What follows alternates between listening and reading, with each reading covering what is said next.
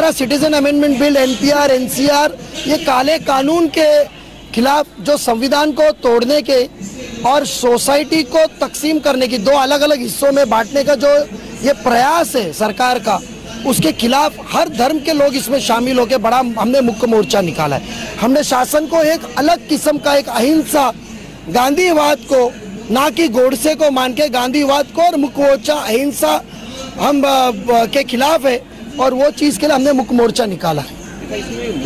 तमाम थाने के नागरिक का आभारी हूँ कि हर धर्म के लोग इसमें आए थे।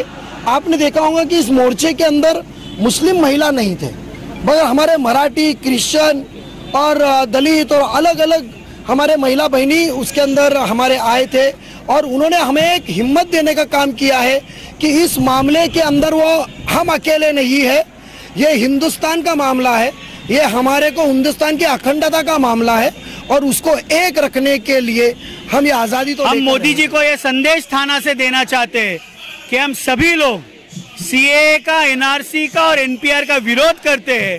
हम भारतीय हैं और भारतीय होने का सबूत देने के लिए हम कहीं कतार में खड़े नहीं होंगे।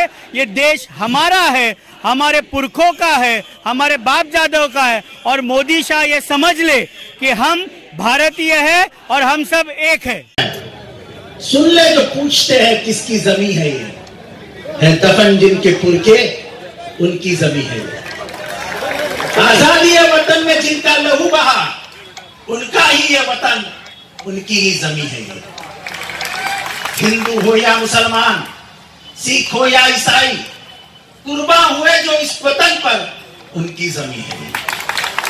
पैदा हुए यहीं पर मानिक, शिवाजी और राणा, अशफाक, टीपू, चिश्ती, उनकी जमी है।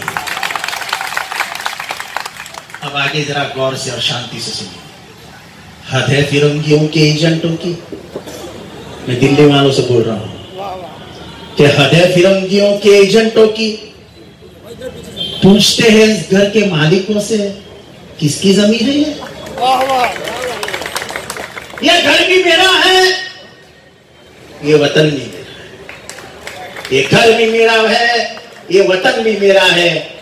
छीन के तेरे बाप से मेरे बाप ने आजाद किया। ये घोड़े उनके बाप लगते थे ना। अब तू मांगेगा सबूत मेरे देशवासी होने का, अब तू मांगेगा सबूत मेरे देशवासी होने का, तो सुन, तो सुन। तेरा बाप जब अंग्रेजों के सामने फटने झुका करके तलवे चाट रहा था, तब मेरा बाप फांसी का फंदा चूमकर इनकलाब के नारे दे रहा था।